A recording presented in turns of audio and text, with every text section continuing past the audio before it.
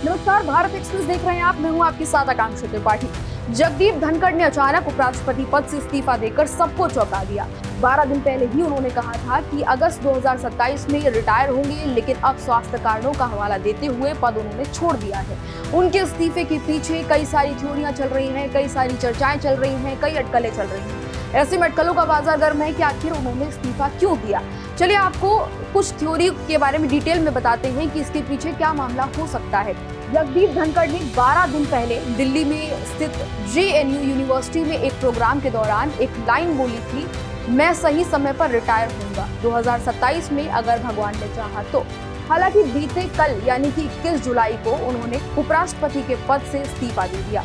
ऐसे में इस्तीफे को जब उन्होंने दिया उसके बाद हर कोई चौंक गया। सबके मन में कई सवाल आए कि आखिर ऐसा अचानक क्या हुआ कि उनको अचानक रात में इस्तीफा देना पड़ा। संसद के मानसून सत्र के पहले दिन ही उन्होंने अपना इस्तीफा राष्ट्रपति द्रौपदी मुर्मू को सौंप दिया। उन्होंने स्वास्थ्य कारणों का हवाला देते हुए ये इस्तीफा दिया। विपक्ष, जो कि जगदीप धनखड़ की ज्यादातर समय आलोचना करता हुआ नजर आता रहा है, उनके खिलाफ महाभियोग प्रस्ताव तक लाया था। इस फैसले से विपक्ष भी चौंक गया। विपक्षी दलों का कहना है कि कुछ मामला अलग है, कुछ साफ समझ नहीं आ रहा है, क्योंकि विपक्ष भी कंफ्यूजन में इसमें है। उपराष्ट्रपति जी हट्टे कट्टे दिख रहे थे कल सुबह। हाउस तो बड़ा अच्छा चला। कल सुबह उन्होंने बहुत बड़ा दिल से सबसे बात की, मीटिंग भी कर लिए। जब तक तो ठीक था। मुझे लगता है सरकार की बीमारी है। सरकार में कोई ऐसा अजीब वायरस घूम रहा है जहां वो एक लीडर को चुन नहीं पा रहे। उम्र की बात आ रही है तो कईयों का नंबर अब आ जाएगी। ये बीमारी सबको फैलेगी, आप देखते रहिए। अरे भाजपा कभी भी ठीक से किया, स्वास्थ्य का खराब हो सकता तो एम्स जैसे बहुत ही बढ़िया हॉस्पिटल है, इसका इलाज हम करवा देंगे। और ऐसी कौन सी बड़ी स्वास्थ्य की मुद्दा है उपराष्ट्रपति का? वो लंबे जम्बे जाट है, हट्टे कट्टे सब ठीक ठाक है, मगर ये सरकारी बीमारी है। ये अजीब वायरस भाजपा में घूमती रहती है, तो अब आके इनको भी ऐसी लग गई। जगदीप धनखड़ के इस्तीफे के बाद ना तो सरकार की ओर से ना ही उपराष्ट्रपति की ऑफिस की तरफ से कोई आधिकारिक बयान या फिर कोई ऐसी जानकारी सामने आई जिससे काफी चीजें क्लियर हो। इससे पहले राजनीतिक हलकों में अटकलों का दौर शुरू हो गया है। बीजेपी के मंत्रियों की ओर से भी कुछ खास विशेष ऐसा नहीं कहा गया। प्रधानमंत्री नरेंद्र मोदी, जो कि धनखड़ को कभी किसान पुत्र और प्रेरणादायक नेता कहते हुए नजर आए, उन्होंने इस्तीफे के 15 घंटे बाद इसे लेकर सोशल मीडिया साइट एक्स पर एक ट्वीट किया। तो ऐसे में कई सवाल खड़े होते हैं।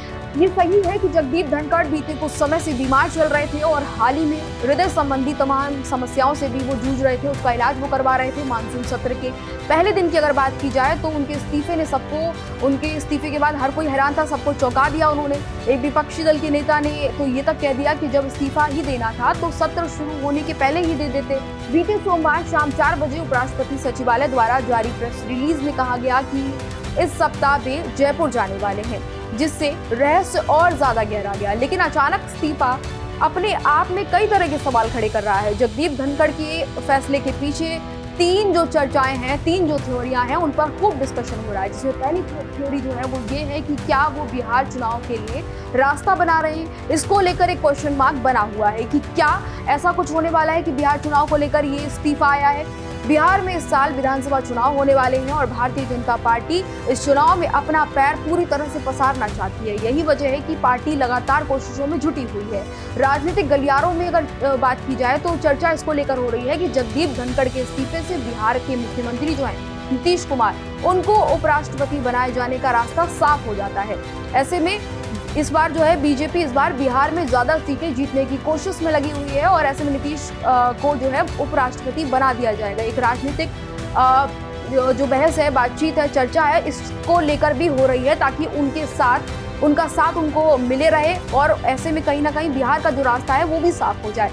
आज जब धनखड़ ने राज्यसभा की अध्यक्षता नहीं की, उनके स्थान पर जेडीयू के हरिवंश नारायण सिंह को बैठाया गया। ऐसे में जो कि 2020 के राज्यसभा के उपसभापति हैं और कार्रवाई की अध्यक्षता उन्होंने की है। इस दौरान पूरी कार्रवाई को उन्होंने देखा है। बिहार के एक नेता हैं वो और उच्च सदन की कार्रवाई को चलाना एनडीए के लिए चुनावी नजरिए से फायदेमंद हो सकता है। तो ये थ्योरी उसमें कहीं ना कहीं देखा जाए तो फिट बैठाने की कोशिश की जा रही है, इसको लेकर चर्चा हो रही है। वहीं अगर दूसरी थ्योरी पर नजर डाली जाए, दूसरी थ्योरी की अगर बात की जाए तो वो ये है कि बीते सोमवार को मानसून सत्र के पहले दिन जो घटनाएं घटी वो धनखड़ के इस्तीफे का कारण हो सकती हैं। धनखड़ ने एक नोटिस को स्वीकार किया था, जिसमें 68 विपक्षी सांसदों ने जज यशवंत वर्मा को हटाने की मांग की थी। ये उस वक्त हुआ जब सरकार लोकसभा में एक अहम प्रस्ताव पर प्रस्ताव ला रही थी, उस पर चर्चा हो रही थी। इससे सरकार को क्रेडिट लेने का मौका नहीं मिल पाया और उसके बाद राज्यसभा की बिजनेस एडवाइजरी कमेटी यानी कि BAC की एक महत्वपूर्ण बैठक में बीजेपी के 2 वरिष्ठ मंत्री JP नड्डा और किरण रिजिजू शामिल नहीं हुए थे। ये बैठक संसद की कार्यसूची तय करने के लिए अहम मानी जाती है। JP नड्डा ने कहा कि दोनों मंत्री पहले से ही व्यस्त थे और उन्होंने धनखड़ को सूचित कर दिया था। कांग्रेस ने नड्डा की एक टिप्पणी को भी अपमान बताया है, इस टिप्पणी को पूरी तरह से अपमानजनक बताया है।